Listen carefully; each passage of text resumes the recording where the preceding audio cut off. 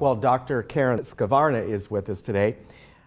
She has been with us on the show many times. In fact, I have seen her over there at Harvard Eye myself. And today we are talking about what to look for, what you need to know when you get an eye exam. Am I right? And how important it is. Welcome. First, let me ask you, how often should one go? And I guess it depends on the ages. Right.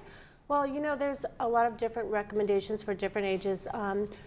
The standard recommendation is if you're under 40, you know, if you're having visual difficulties, or if you have a family history of something like glaucoma or diabetes, you should be seen more often, maybe every year.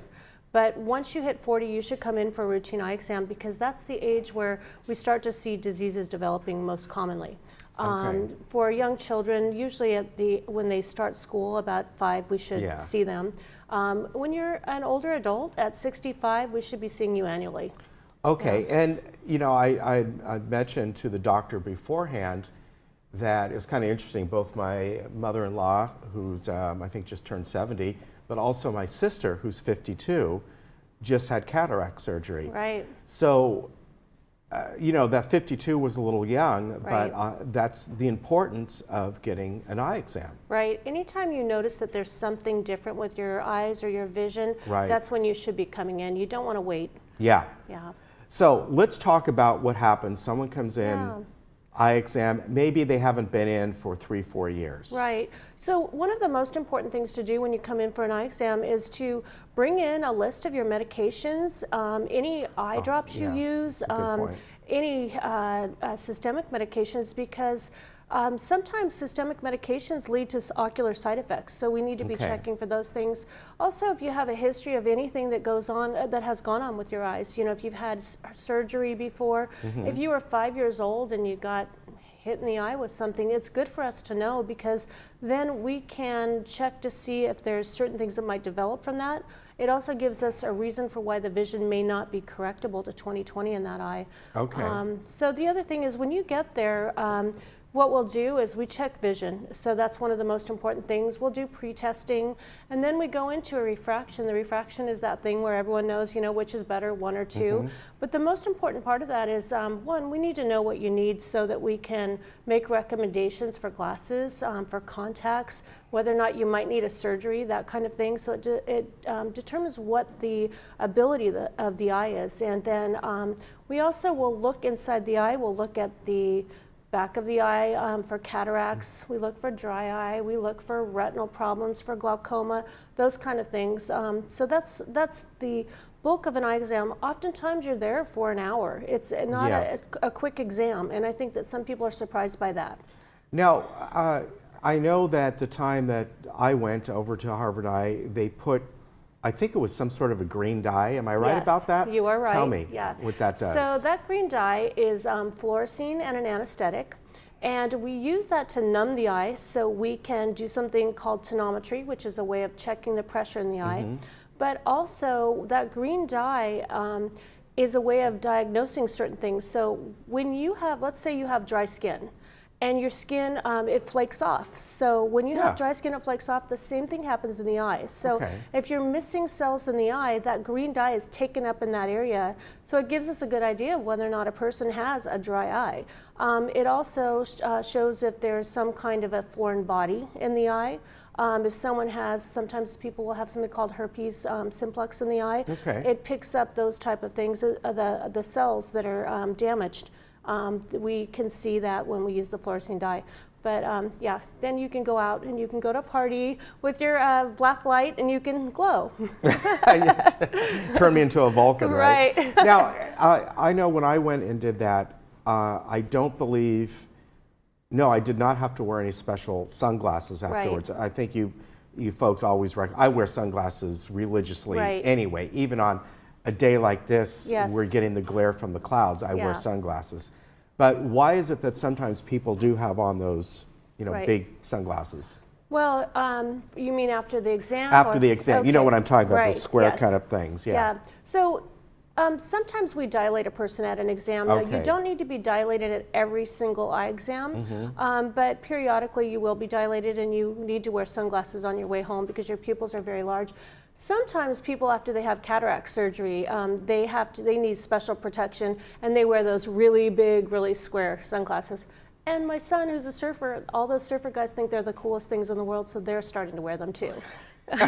You know, I recall years ago, I think it was in the 80s, that was, I would go to the ski sales, you know, Right. snow ski sales, Right. and they'd have those there. Yes. I remember that. Yeah, they were So cool. let's talk about the kinds of things you said. You look for cataracts, glaucoma, all kinds of things that Right. could be happening, and different kinds of machines are used. Here's another one. Yes. I know there was one that I'm not sure what you call it, but I actually looked into it, and it kind of wrapped around. Right.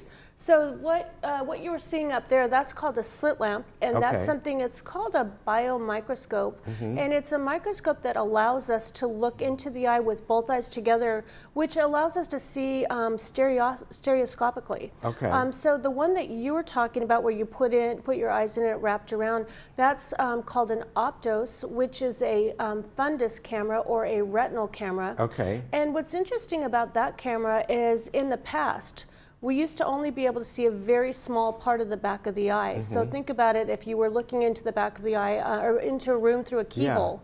Well, that camera allows us to look all the way to the edges of the retina. It's like opening the door and seeing the rest of the room. So it gives us a much better view of the back of the eye. And you know what I want to say, I went through all this it's actually very comfortable. Yeah, I was crying. Yeah, I was got very emotional. Yes. Dr. T told me a story, and Oh, that's Dr. Tamorian, by the Yes. way. It was actually very relaxing. Yeah. All you folks there made it so, and good. there's nothing scary about it or anything like that. Yeah. And it was kind of neat. Yeah, I was there to do a segment, but it was also neat to find out, to look at all the different equipment that you folks Right. use.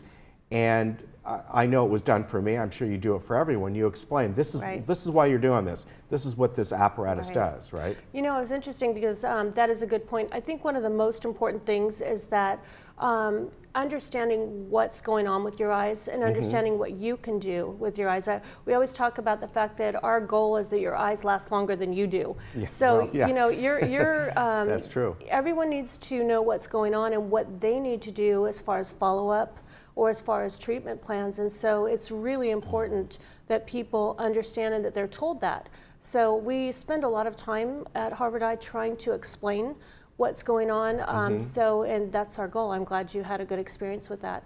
But it's our goal for every single patient. Yeah, and like I said, it was actually enjoyable. Yeah. And it takes about an hour or so, Yeah. so you got to give yourself some time, but it's Well, you know, needed. one of the other things that's really nice about where we work is that we have the cutting edge equipment. Yeah, you do. Yeah, there's You a lot of definitely do. things out there that you can do, and you can do it old school or you can do it new school. But we are very fortunate in that we have almost everything that's even out there when it comes to treating disease, diagnosing disease. And I think it's because there's a strong commitment in the practice to stay at the cutting edge. Okay, how often, like when I went in there, fortunately everything was fine, except for, wearing these readers, and they said, you know what, you can get prescription, or you can just stick with readers for now. Right. But I was thankfully fine. How often should I come back? In other words, some of these diseases, cataracts, glaucoma, retinal disease, can they come on that quickly within a year? Or I know glaucoma is usually, not glaucoma, cataracts are usually kind of a slow progression. Right. Most of the diseases of the eye are slow progression. Okay. So, but if you notice something, if you were to notice new flashes of lights, new floating objects, that kind of thing, you would want to give us a call. Usually within a couple days you want to be in. Okay. If you're seeing a curtain coming over your vision, you really want to come in on the same day. So, so those are the kind of things. For glaucoma, if you're a glaucoma suspect, you definitely don't want to miss 1 or 2 years. Well, I'm sorry, you don't want to miss 2 or 3 years. Yeah. You're also someone who doesn't want to go 5 years without an exam, because glaucoma can develop and you don't know it. That's the biggest problem with glaucoma, is you can lose vision without knowing it, and you don't feel it as it develops. So if you have any kind of history in the family with glaucoma, you should be checked about once a year. Okay, and that's good to know. You mentioned floaters in the eye, and I know this is common for everyone. Yeah. But when do you know it's uncommon? And kind of explain first what floaters are. Yeah. So floaters are, now there's a couple different kinds of floaters. There's these little clear floaters that you can see as you're kind of looking at a clear wall, and it'll float up and down, and those are the cells inside the eye, the vitreous cells. But if you start to notice a bunch of black cells, and you start to see, you know, like lines, or if you're having flashes of lights, what can happen is there's something called a vitreous detachment. So the vitreous is a fluid inside the eye, and it's attached very loosely to the back of the eye. And in about 50% of people over 50 years old, that comes off of the back of the eye. Okay. That can cause flashes, and it can actually cause some floaters that float around. Those aren't necessarily a problem, but when it comes off, it can cause a little tear in the retina.